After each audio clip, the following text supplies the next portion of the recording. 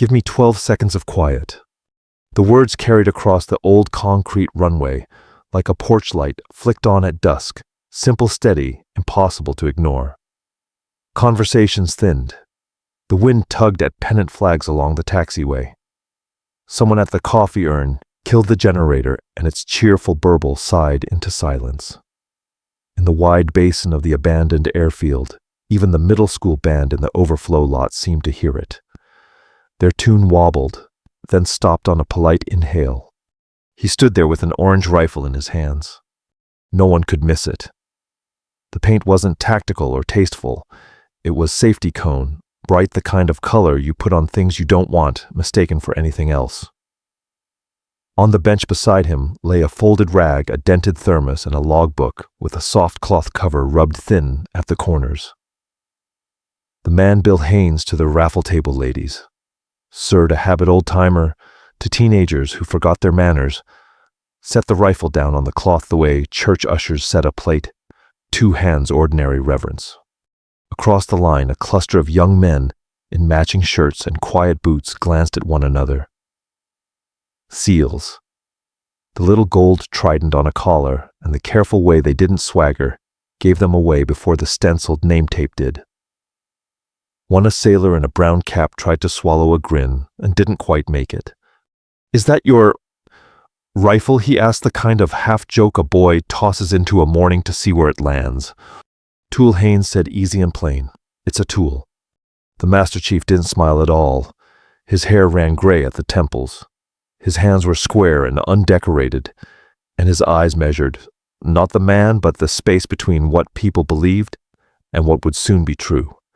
He looked at the orange rifle, then at the flag stationed downrange, where high school kids stood at 400, 800, 1,200 yards, like exclamation points in bright vests. "What do you need from us?" he asked. "Not much," Haynes said. "Keep me honest. Keep them safe." He tipped his chin toward the kids. Their town borrowed the old airfield every fall for Range Day, a stitched-together festival of quilts, chili raffle tickets, and gratitude. The county called it community outreach.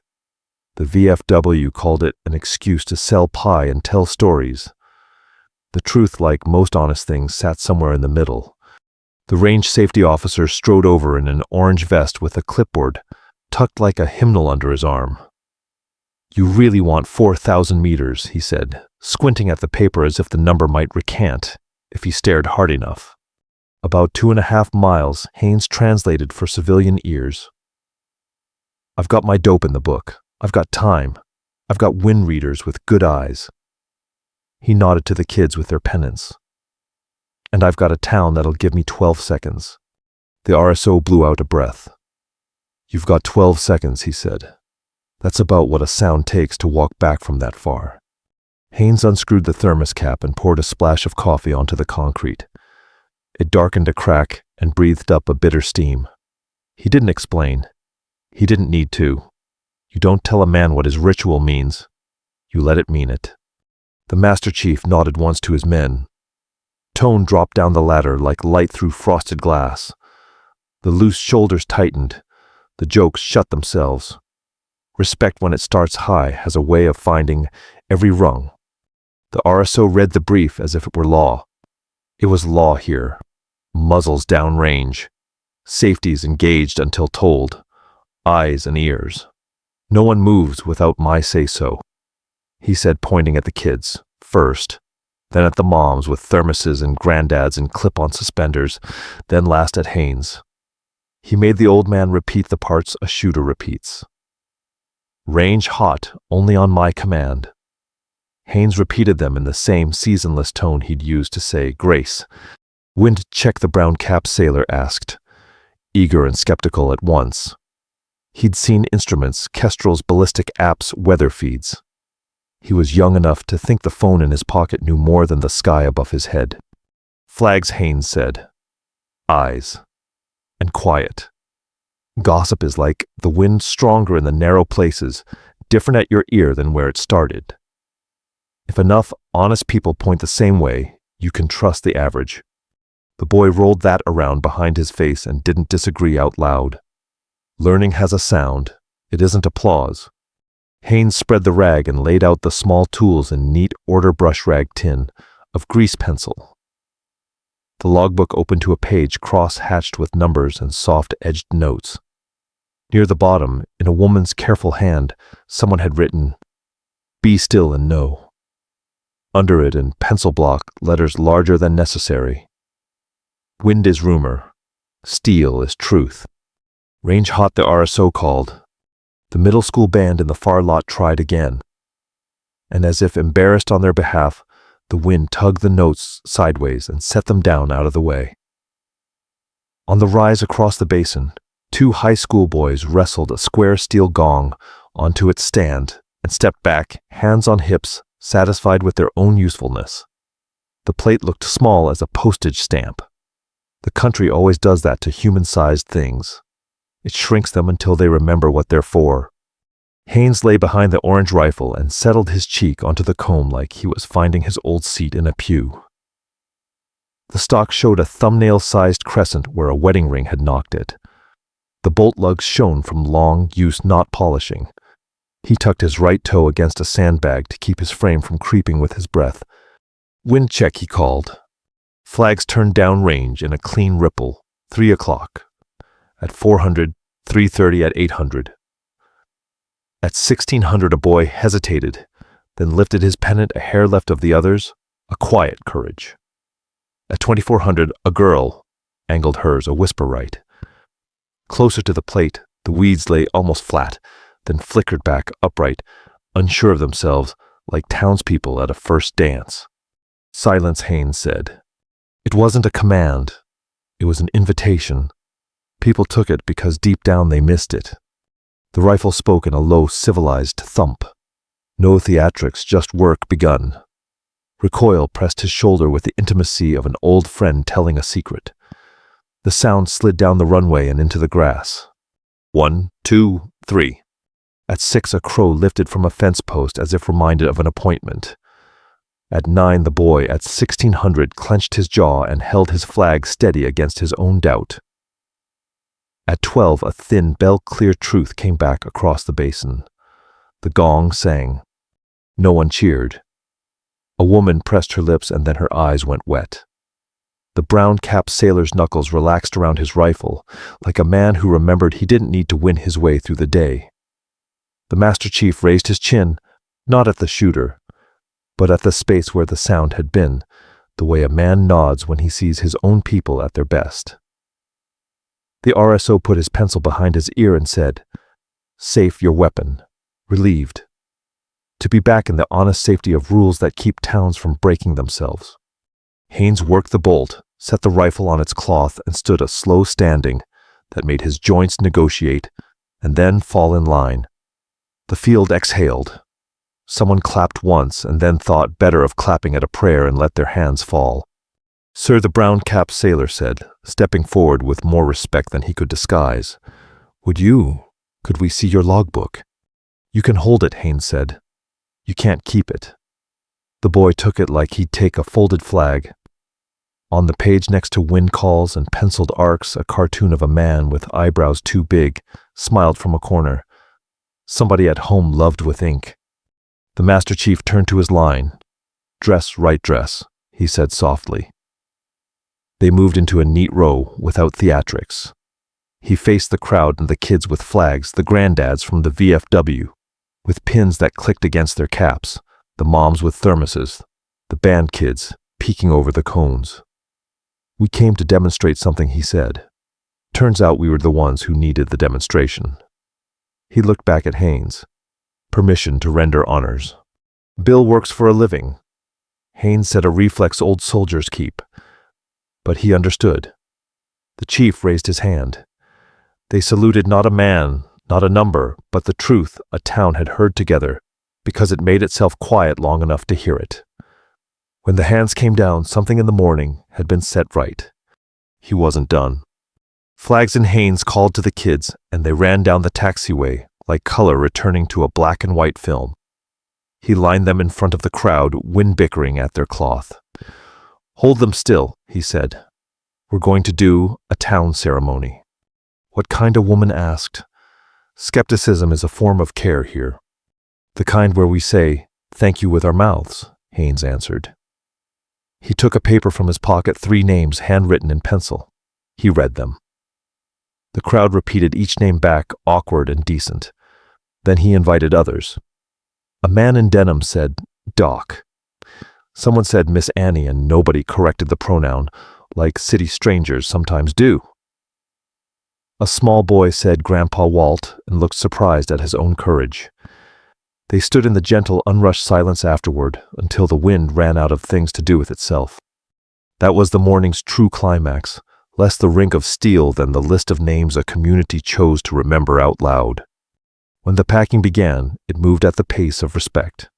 You do not tear down a good morning. The kids rolled their pennants into tight spirals and made a game of who could get theirs best. The VFW men folded tablecloths like more important cloth they'd folded once upon other mornings.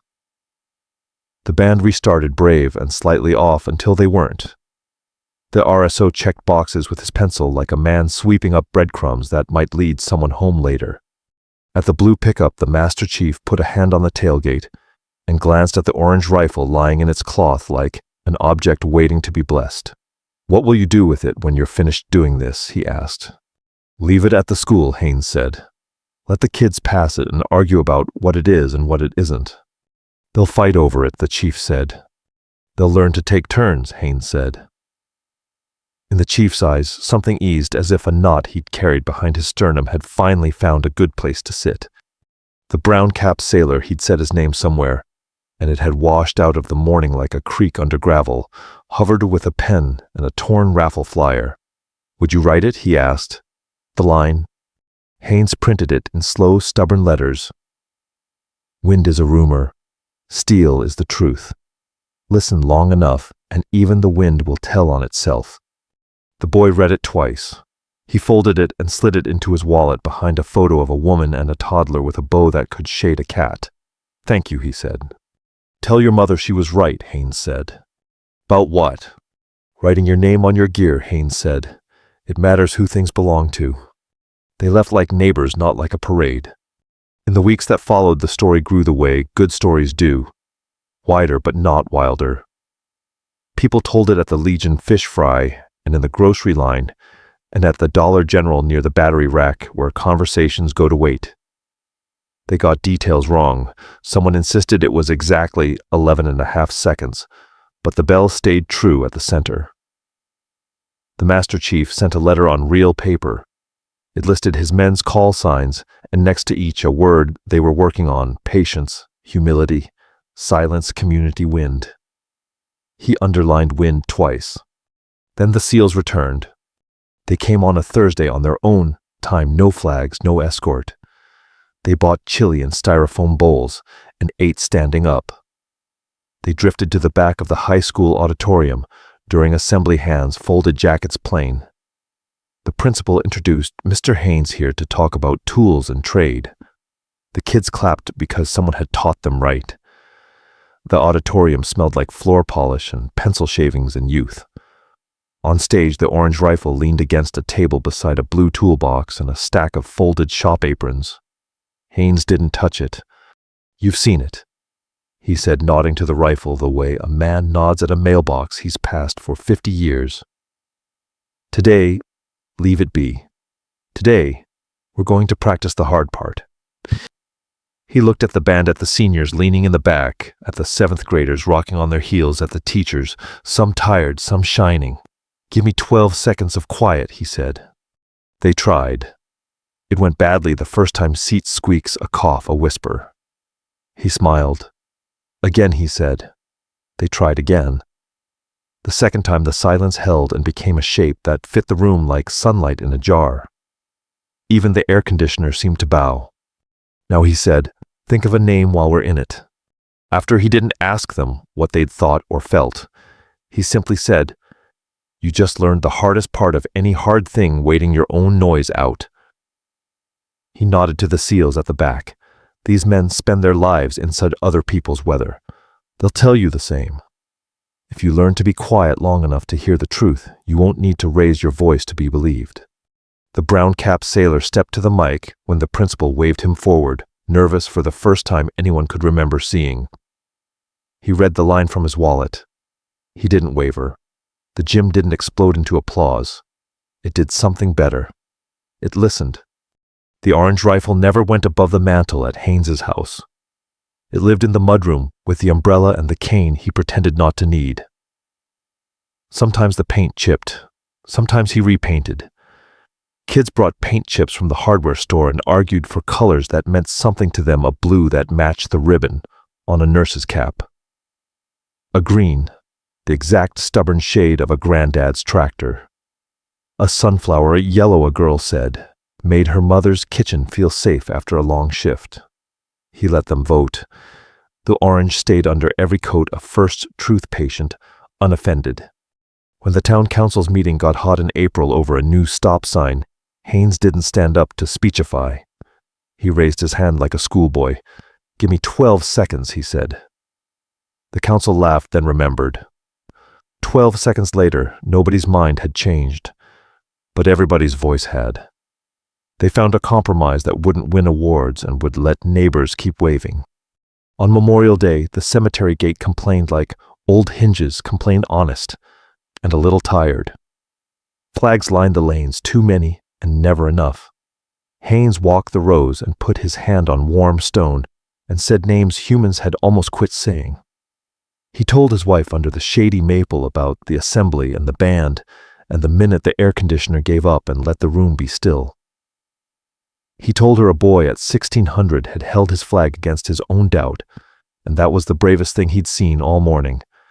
He told her the SEALs came back again quietly to the motel bluff. They didn't take rifles that night. The Master Chief set a phone timer face down on the dirt and said, 12. They listened. They heard crickets, a highway truck far off, a dog making a point to whoever was forgetting supper. When the tone chimed, none of them moved. A minute later, the chief said, "That's harder than rucking a hill." Nobody disagreed. Haynes went on fixing radios for people who still had them, teaching shop to kids who didn't know you could make a thing instead of buying it, and counting small wins in pencil where he kept his chores, folded tablecloth right. Called Ruth. Replaced muffler strap for Mrs. Dillard. 12 seconds before responding to the letter. That made him mad. He wasn't a legend because of a shot, though the fair would always remember the bell. He became a legend, town-sized practical, because he gave people something useful to do with their breath besides argue. He offered ritual where habit had worn thin. He taught the ladder of authority without saying the phrase by living it. RSO, first chief, next men, after town, together, kids out front where they can see and be seen. Nobody had to proclaim a moral. They just practiced one. By late summer, the blue toolbox sat on a rolling cart in the school shop with a piece of tape on the lid. Bills ask first. The orange rifle leaned inside a glass case the principal refused to call a display. "It's a reminder," she said to anyone who sniffed at show and tell, "of what belongs to us." Students argued about the next color to lay over the orange. Nobody defaced it. Nobody dared. The rule wasn't posted. It was kept. When Haynes died quietly, as men who have arranged their drawers often do, the town did not build a statue. Statues weather and become background. The VFW printed cards with a line and set them by the napkins. The school painted a thin stripe of orange along the bottom of the auditorium wall where kids could rest their heel and remember to be still. The Master Chief sent flowers with a note the pastor read aloud at the service, short and true. "We learned the win because your town gave us 12 seconds. We won't forget." The brown-capped sailor, older now and surprised by it, stood with his wife and a daughter whose bow was smaller, but still ridiculous. He kept the raffle scrap in his wallet. He knew exactly which crack in the leather it lived behind. When the pastor said, "Let us have a moment of silence," he didn't think liturgy. He thought instruction. He held his little girl's hand still. He listened long enough for the wind to tell on itself. Somewhere far inside that quiet, he swore he heard Steele singing. After the service under the maple where Haynes had told stories to air and stone, the town did not finish with applause. They lined up. They shook hands the slow way. The band kids played America the Beautiful, and this time nobody teased when the high note wobbled. Wobbles are human. Human is what Haynes had asked of them all along. By fall range day, set up again, Quilt's chili raffle tickets. The RSO's pencil tucked itself behind his ear without thinking. People stood where they always do, because community is partly pattern. The new kids took their pennants down the taxiway and practiced pointing as steady as clock hands. The Master Chief came back in jeans and a county fair t-shirt. He didn't ask for honors. He asked where he could carry the heavy end of a table. Someone asked who would make the shot this year. The RSO smiled. Maybe nobody, he said. Maybe we'll practice the quiet first. Give me 12 seconds of quiet, the principal said into the microphone, the orange stripe on the auditorium wall, catching the light like a promise. Across the runway, across the town, across all the small rooms where decent people try to behave, the words took root again. The wind, as always, had opinions. It skittered over weeds and knocked at the edge of the quilt awning and ran its hands up the flags like a choir director. People did the harder thing. They held still. They listened. And right on time, the truth spoke in a voice thin as a bell and strong as a hinge that has been oiled for the exact purpose of opening. They didn't clap. They got to work.